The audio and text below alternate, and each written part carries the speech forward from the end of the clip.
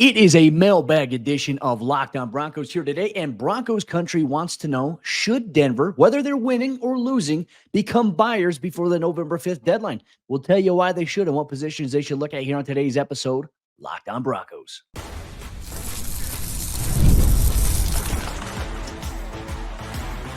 You are Locked On Broncos, your daily Denver Broncos podcast, part of the Locked On Podcast Network, your team every day. What's happening, Broncos Country? Welcome into another episode, Locked On Broncos, your daily Denver Broncos podcast, part of the Locked On Podcast Network, your team every day. I'm Cody Roark, Broncos reporter for Mile High Sports, joined as always by Sayre Bedinger. He's the site expert over there at predominantlyorange.com. You can check out his written work, predominantlyorange.com. You can check out my written work, milehighsports.com. We just wrote up the film review stuff. If you want to go through and look at that. But also want to say thanks to all the everydayers and first listeners out here on Broncos Country. Thank you for making Locked On Broncos exactly what it is. Make sure you subscribe or follow for free on YouTube or wherever you get your podcast so you never miss out on all the conversation, what's going on with your favorite team, including the chance to get featured inside the mailbag editions that we're going to start doing here as the season progresses along. And that's what we're going to break down here on today's episode of the show, brought to you by our friends over there at FanDuel. Make sure you check it out. They place your first $5 bet and you'll get started with $200 in bonus bets guaranteed. Visit FanDuel.com to get started. And Sayre, really the outline, the rundown here, Broncos Country, on today's episode of the show. We took some mailbag questions we received from Broncos Country, and we highlighted probably the most important. We had a lot of the same ones, but we're going to really talk about whether or not the Broncos linebacker group should change up this season after what we saw against the Jets on Sunday. We'll highlight as well, should Denver keep Alex Palczewski at right tackle? But we're going to kick things off with a trade deadline question. Trade deadline is not till November 5th. So between now and November 5th, the Broncos, they could be doing some wheeling and dealing. And Sayre, got to ask you this question here. One of the things we received is whether or not Denver's winning or losing, the non-contingent upon their record. Do you think that they should be buyers either before the deadline or even at the deadline? I think they should be very open to being buyers at the trade deadline, Cody. I know a lot of people might be surprised by this take because, well, a lot of people think the Broncos this season is not about winning a lot of games. I was even having a good conversation with our friend Ben Albright about this on Twitter, and he said, you know, this team's not in a position to like win now to make a certain trade. We were talking specifically about Amari Cooper because I know that his name has started to float out there along with a number of other wide receivers. And my opinion is like, hey, go get a guy like Amari Cooper, could really help your young quarterback, Bo Nix. And that's my motivation for saying the Broncos should be active at the trade deadline because you believe that Bo Nix is your franchise quarterback. I'm not saying go sell all the draft capital. I'm not saying give away a first-round pick for whoever it may be or give away a second-round pick for whoever. Just go get somebody at the deadline. What I am saying is that you should be a buyer, very much so, depending on what the price to acquire a certain player is, especially if he can help Bo Nix. Because look, how nice would it be right now to have Tim Patrick out there catching some passes, Cody? We saw him play pretty well in Monday Night Football as the Detroit Lions beat the Seattle Seahawks. Couple of big catches for him there.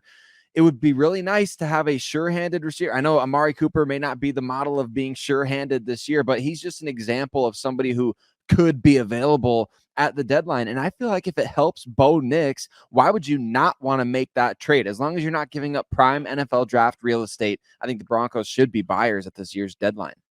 Well, and, you know, I like the idea of adding a veteran wide receiver to the mix. And look, you have Cortland Sutton, you have Josh Reynolds. I really like those guys, right? But you need maybe add a little bit more of a sprinkle there, right? That's where Tim Patrick would have been helpful, or a guy like Amari Cooper could be helpful. I love Denver's young receiving core that they have there. I'm loving some of the looks we're seeing from Troy Franklin.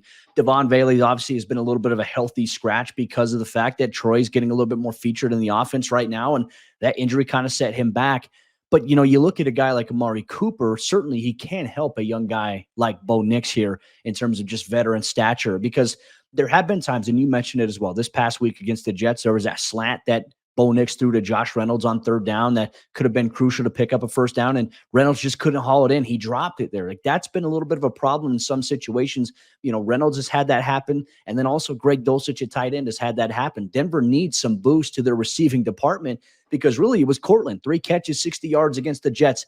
The next leading receiver, I mean, there really wasn't one at that point. It was mainly Cortland Sutton in that game. And look, I think Amari Cooper, a name becomes a little bit more realistic. Like Amari's name is being thrown out for, I think, 20, 25 other NFL teams right now, including AFC West division rival Kansas City Chiefs. But the reason Amari Cooper, a trade for him, seems like it's going to happen. Cleveland recently converted pretty much all of his 2024 salary into a signing bonus. So that makes it easier, I think, to get off the books when you offset via trade. It's not going to cost the team a lot to trade for him. It's not going to cost the team a lot to trade him away. So I like Amari as maybe one of those options. But there was also some other questions, too, really regarding the trade deadline, November 5th. We all know that's coming up in a while. Denver has some time. NFL teams have some time here. But should it just be wide receiver, or like, what about tight end? I know you and I talked about Donald Parham Jr. being on the practice squad, Lucas Kroll being an inactive player, the lack of production here from Denver at the tight end position. We've seen some names like Mark Andrews of the Baltimore Ravens thrown out. We've seen Kyle Pitts of the Atlanta Falcons thrown out there. And while I think some of those names would be nice, Sayre, I don't see that being realistic, because I still think a guy like Kirk Cousins needs a guy like Kyle Pitts, even though he hasn't really had a lot of success so far through 4 games of the season. And then for a guy like Mark Andrews, even though Isaiah Likely's probably been a little bit more of the more targeted guy, really the last 3 weeks of the season, Mark Andrews had at least one more target than Likely in the Ravens' production offensively. And Andrews is the type of guy I feel like will be a contributor for the Ravens. Like when they get to the postseason, I think that's where he's probably going to turn it on a little bit more if he's healthy. I don't see those 2 guys really being an option or being dealt at this point to Denver or even for Denver. Even though it would be nice, right, to see one of those guys come to the Broncos. Obviously, the Broncos, one of the big trades they made back in that Super Bowl 50 season was to get Vernon Davis, who ended up not playing very well for the Broncos, and then turned right around and had a couple of really great years for Washington right after that. So what the heck, Vernon? What was up with that? Thanks for the Super Bowl, though.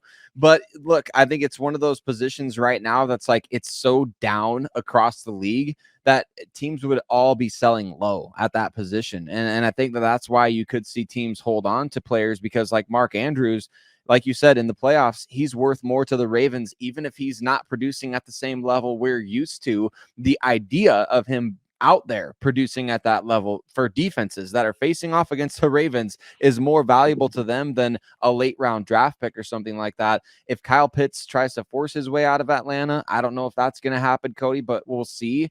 But it's not like a bunch of guys are just going to be available. I guess the one position group that could have a lot of guys available, oddly enough, is receiver, where we talked about Amari Cooper. I mean, DeAndre Hopkins' name has popped up on Twitter, I've seen, for the Tennessee Titans. We'll see where they're at in a few weeks. And then other names like Keenan Allen of the Bears. Don't know that he's necessarily a fit for the Broncos, but his name has popped up. Jalen Hyatt of the Giants. And obviously now Devontae Adams, whose situation is becoming very, very public. Perfect timing for the Broncos for this to be all coming public, because I don't know if he's going to play against Denver on Sunday with all this going on. So that's kind of nice timing for the Broncos situation right now. But would the Raiders really trade Devontae Adams to a division rival? I mean, I don't know that Antonio Pierce is that petty to want to get a matchup against him later in the season. But look, there's players out there that could be available, and because there's a little bit more in terms of the names, it could drive the price down in terms of the cost to acquire. So supply and demand, you watch it at the trade deadline. I wouldn't be shocked to see the Broncos trade a quarterback, Cody. I mean, there's the Miami Dolphins right now. I mean, they might be willing to give up a day 2 draft pick for Jarrett Stidham or Zach Wilson based on what we saw Monday night against the Titans and how upset Tyreek Hill was on the sideline and things like that. So I don't think that would be the Broncos selling at the deadline, though. I feel like that would be buying a high draft pick if you could get one. So I feel like we will see the Broncos be active. At least I'm setting the over under at 1 move, and I would say I'd be going at least 1 move there for the Broncos this year.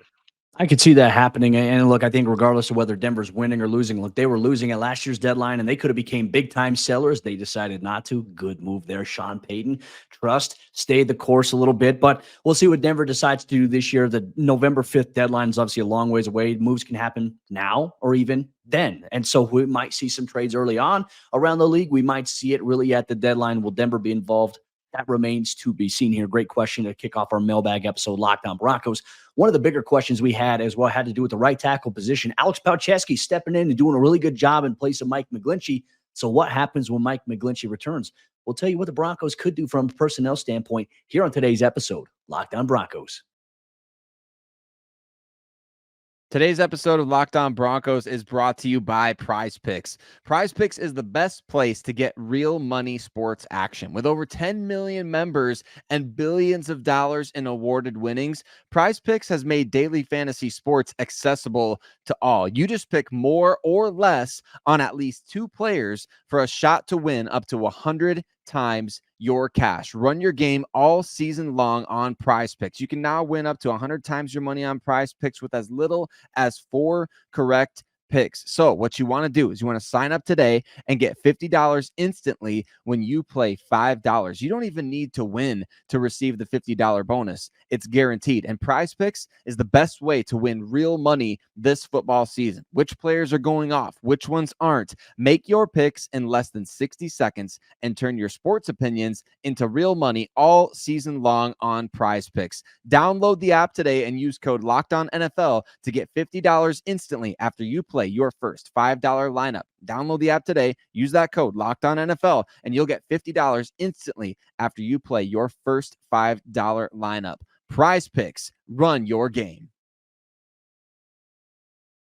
Are we seeing a Wally Pipp situation unfold for the Denver Broncos at the right tackle position as former undrafted free agent Alex Palczewski has played a couple of real nice games in the place of Mike McGlinchey, the big money free agent acquisition last offseason? Cody and I are going to break that down on today's episode, Locked On Broncos. But Broncos Country, want to say thank you to all of you that make Locked On Broncos your first listen of the day every single day. We appreciate all you everydayers so much for joining us. And if you're not an everydayer yet, we'd appreciate you so much if you would be. Go ahead, hit subscribe wherever you listen to podcasts, as well as jump over to YouTube. The community very much growing over there. And you know what, like Cody said before, we could pull one of your comments, one of your questions from the comment section over on YouTube and use it in an episode of the show. So jump over there and do that. But we appreciate you, Broncos Country, and let us know your thoughts on this. Alex Palczewski at the right tackle position. I mean, Cody, the dude is playing exceptionally well, and the Broncos have not given up a sack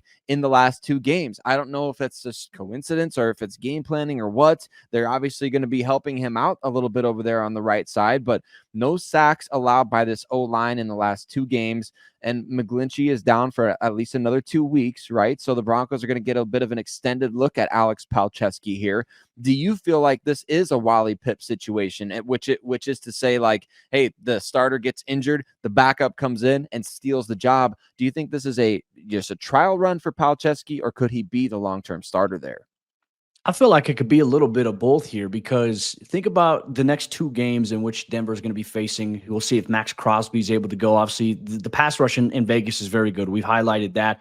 And then you have Joey Bosa, who could be back for that game next week. And you still have Khalil Mack opposite, right? So good test there for the Broncos offensive tackles in terms of keeping Bo Nix upright in these next couple of seasons. But, I mean, next couple of games. Look, I might have done some foreshadowing there with Palczewski, but Palczewski, just going back and watching all 22, I've done my film breakdowns over there. They're on Mile High Sports YouTube page for those that want to see the offensive film breakdowns. I have been consistently impressed with Palczewski from a technique standpoint, from a communication standpoint. I think he moves well laterally. I think he's strong at the point of attack, and he's playing good football right now, and he's protecting Bo Nix off of the right side. And my question here is, okay, when McGlinchey returns, do you mess with that if the offense is playing much better? Do you mess with that rhythm and that flow there? To me, I have a hard time doing that. Like, if it was up to me, I'd say I would keep the hot hand going, right? Palczewski's playing great. I would keep him there. But here is the multi-million-dollar question. How do you justify keeping an offensive tackle who you paid big-time money and a 5-year contract initially in free agency just a couple of years ago? How do you justify keeping him on the bench behind a guy like Palczewski, who's an undrafted rookie free agent? You're paying McGlinchey a lot to sit on the bench. This is where I think that Denver can get into a couple scenarios. I think when McGlinchey returns, he does slide back to right tackle, but kind of to our point about maybe the buyer-seller's deadline. is there a team out there that might call and try to take on Garrett Bowles? Look, you're not going to get a lot of good capital for him at this point. You're going to have to sign him to a new contract extension, whoever is going to trade for him, kind of what we saw Bradley Chubb do when he was traded from Denver to the Miami Dolphins. And then all of a sudden, do you ask Mike McGlinchey to slide over to left tackle? Sean Payton has already come out and he's said early on in training camp, when asked about Palczewski being able to be a swing tackle, he said, Palco is a right tackle. Like, that's where he's really good. That's where we envision him. So you look at Mike McGlinchey, who has played left tackle before, obviously at Notre Dame, hasn't done it a lot in the NFL level. Do you ask him to slide over? I don't think you do. I mean, you could do that midseason. I don't know if you'd like that, but maybe that's something I say, hey, going into 2025, you're going to play left tackle. Palco is going to be the right tackle. And now we have a little bit of clarity on the offensive line as a whole, maybe outside of center. Yeah, and that would give you a legitimate homegrown long-term option at right tackle, which the Broncos have not had for, I mean, can you even name the last one? Maybe Orlando Franklin, I guess, for the Broncos was the last time they had somebody they brought in from the college level and developed and saw him become a starter. I don't know that there's anybody else in there. So to me, I just think that you look at the long-term implications of it, Cody, and that might be the best case scenario, because we know the Broncos messed around with Mike McGlinchey's contract in the offseason to kind of push a lot of that money down into the future. You guarantee a bunch of the money up front and you push the cap hits down the line so that you can afford some things now. So we know that the Broncos are financially very, very much committed to McGlinchey, but we also know, based on the fact they took on $85 million in dead cap with Russell Wilson, that look, if it's the right football move, I don't think that this ownership group is putting anything, off the table for Sean Payton. Like, if they're saying, hey, yeah, we'll give you the green light to cut Russ, I don't know that they wouldn't give him the green light for other things. So to me, it's one of those conversations that's like anything should be on the table. People may think like it's so far-fetched to think that McGlinchey could go play on the left side, and it may ultimately not happen, but it's not an idea that's without merit. I mean, that is something that very well could have. If Palczewski continues to play this well, you have to at least consider the option, because I mean, Garrett Bowles, I think, has, not that he's been bad or anything, Cody, but I don't think he's necessarily played at a level that you're like, yeah, that guy's, I mean, he's playing at an all-pro level. He's playing at a Pro Bowl level. He's playing at a level that you can't even think about replacing him. No, I'm pretty sure against the Buccaneers, the Broncos had a pass play where they put Matt Peart over there on the left side of the line, not necessarily to help Bowles, but to load up that side. So why would they do that? So I just think that it's interesting when you kind of look at some of these different little tea leaves out there, the Broncos not extending Bowles as well. Yeah, no, and look, I think you make some valid points. And the question is like, okay, hey, Garrett, obviously he's getting older. Garrett wants to stay in Denver. We know that. He's made that very clear. But does Denver foresee Garrett staying with them in the long term, right? And you talk about the emergence of Palczewski, and you talk about where Mike McGlinchey's at. Like, you're committed long term to McGlinchey. You also have some commitment without a lot of financial ramifications to Palczewski. He's playing at a good level. It's always been about how do you get the best 53, right? Sean Payton has talked about that. George Payton has talked about that. So if your best 53 involves an undrafted rookie free agent starting at right tackle and looking at maybe sliding over a guy you paid a lot of money to go play left tackle, I think it's very feasible. I think it's doable. And look, like I said, it's, the analogy sometimes, like offensive tackles have made this. It's like, hey, how do you go from playing one side in college to playing in the NFL? It's like wiping with your other hand. We've talked about that so many times. I don't even know if Mike McGlinchey is left-handed or right-handed, if his strong foot is on the left side or the right side. But ideally, I'm just envisioning what it would be like if I was in tackle, kick-stepping from the right side versus kick-stepping from the left side. Do I move better laterally if I'm right-handed, right leg dominant? If I'm left tackle, is that better for me there?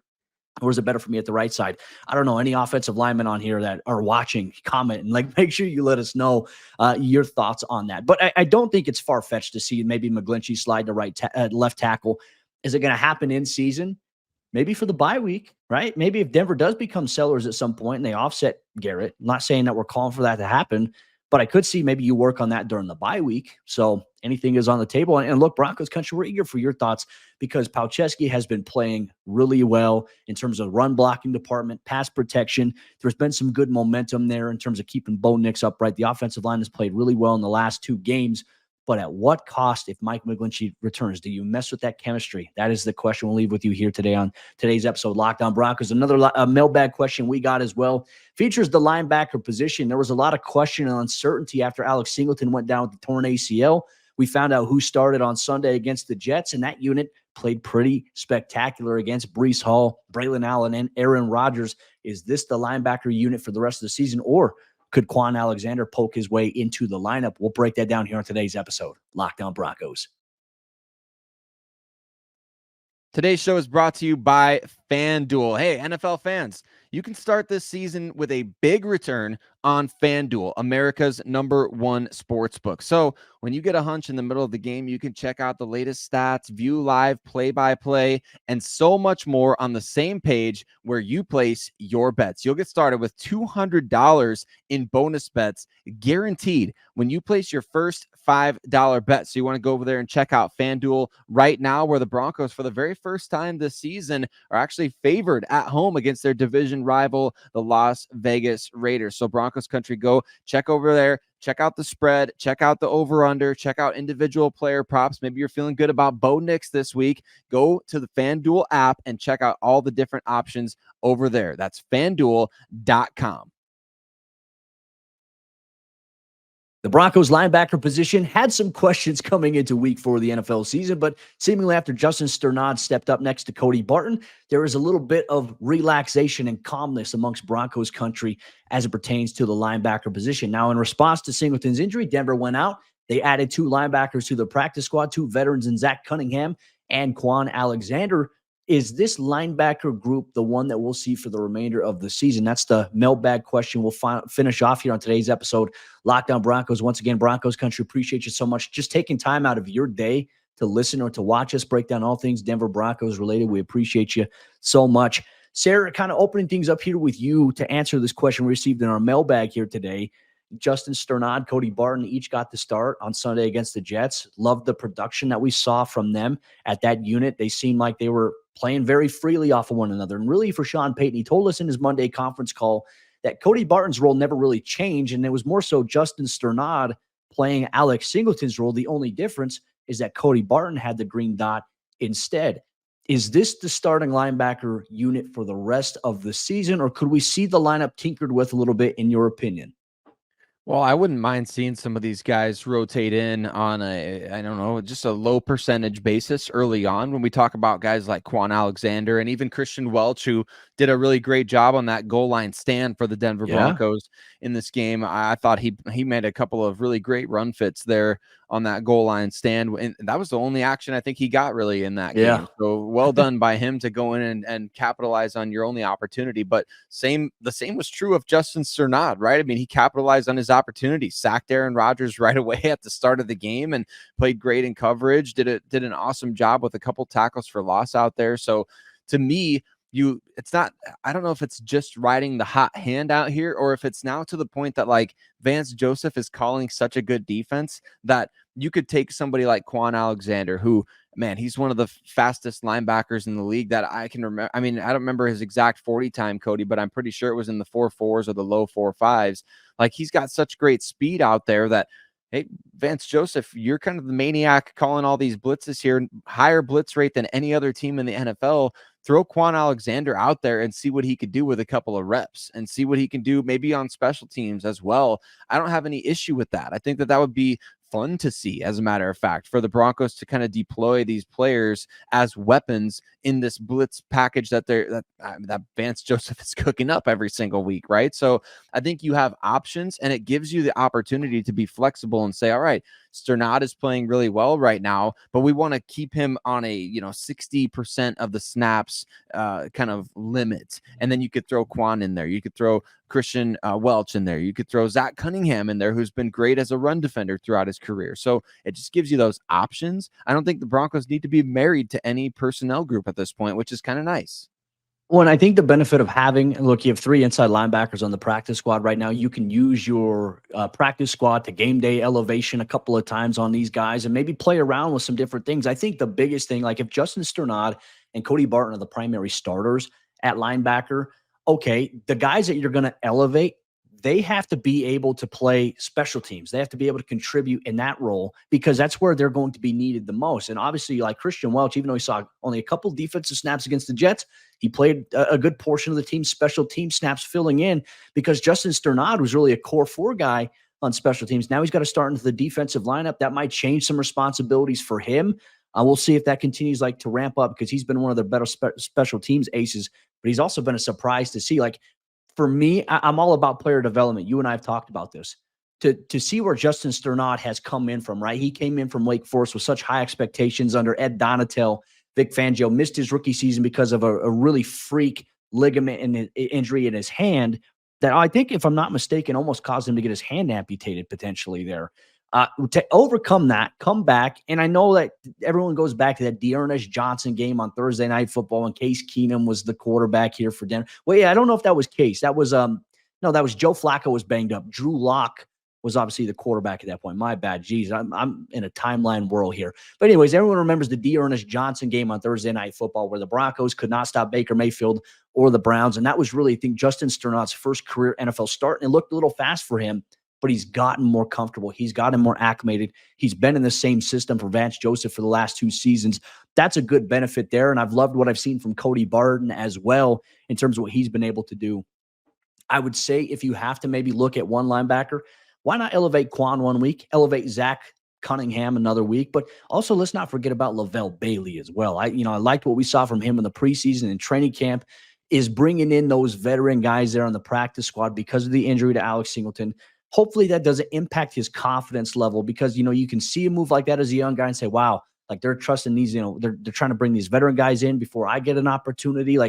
That can definitely have an impact on your own morale. You can start to question yourself a little bit. I don't think that's going to be Lavelle Bailey, but I do believe that you should play around with some of these lineups, especially, hey, you're facing, I think, what is it? What week do the Broncos play the Ravens? Week 9, week 10, one of those weeks there? Something like that. Yeah. Right after their bye week, I'm pretty sure. Well, thank God it's coming after the bye week. But now it's all right, hey, now maybe against Derrick Henry, maybe you deploy a heavier linebacker front. And maybe that's a perfect time to say, you know what? We may just go with a 4-3 defense. At that point, we may just stack up there and have our linebackers play. Maybe Quan's one of those guys that's going to play at inside linebacker in a game like that. Maybe it can be situationally based on the opponent in which you're playing that week. So I think that the extended practice squad certainly gives you a lot of different options from a flexibility standpoint. But I do think that Denver's linebacker group, in terms of the starters for now, barring an injury, I think should stay Cody Barton and Justin Strnad. And I think too, I'm kind of looking way down the line with this here, Cody, but I'm kind of wondering, as we talk about these rotations, as we talk about guys playing different roles, okay, what if the Broncos are sending some of this tape here to Drew Sanders and they're saying, hey, when you come back, get ready to start doing some of this stuff. I like that.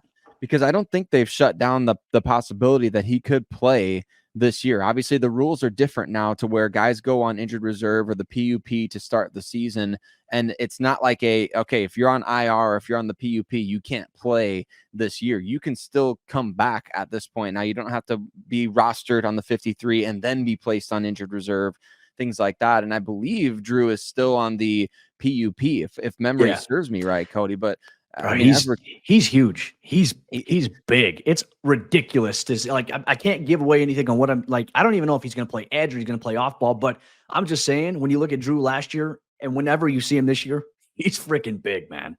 Well, I can't wait, because look, the next time we all see him, he's going to be getting inserted into a defense that has now been having such a high level of productivity getting after the quarterback, that how could we not be excited about the possibility of his athletic traits within this defense now? So maybe he's going to be watching some tape on these guys that are blitzing, and Vance Joseph and Sean Payton are saying, hey, when you come back, get ready to start doing some of this stuff. And we're going to put you in this package. We'll get you 10 to 12 snaps a game and have you do this. But I would love to see that. And I wouldn't be shocked if he's back after I know the Broncos have a later bye week this year. I wouldn't be shocked if he gets a package of plays right away after the bye week. Well, get ready to learn Vance Joseph blitz packages, son. It's coming your way. I've been also very impressed with how Vance Joseph has just sent the house after QBs this year, and the way he's doing it out of disguise coverage looks. I mean, that might be a perfect opportunity to plug. Go check out the Broncos defensive film review that I posted over there on Mile High Sports YouTube page, where you see a lot of that. 5 sacks on Aaron Rodgers. How did you do? I mean, the way that he's calling games right now, he is in his bag. It's fun to watch the defense. They're all having a lot of fun. Talking to a few players that I've spoken to, they're having a blast. They're having the time of their lives, if we might have to go back to that route here, sir. But with that said, Broncos Country, we always have the time of our lives with you watching, breaking down everything as it pertains to the Denver Broncos here on Locked On Broncos. Thanks for being a first listener. Thanks for making us your first listen and being an everyday viewer of the show. For your second listen, go check out the Locked On NFL podcast. You get 2 shows a day. You get a morning show with some amplified takes. You get an evening, afternoon show with some laid back barbershop style of talk. And we also have an exciting new NFL show that's coming out for you here soon that we'll be a part of. We're excited about it. Other people are going to be a part of. We'll share those details at a later date, but make sure you check out tomorrow's episode, Locked On Broncos, as we get some information back on the practice field. Denver's back out there. We'll break down all the action as well as Denver prepares for the Las Vegas Raiders. And then you can expect a show with Sayre Bedinger, your boy Q, for Crossover Thursday to preview Sunday's big game. And the throwback jerseys are coming on. We'll see you tomorrow for a brand new episode of the show.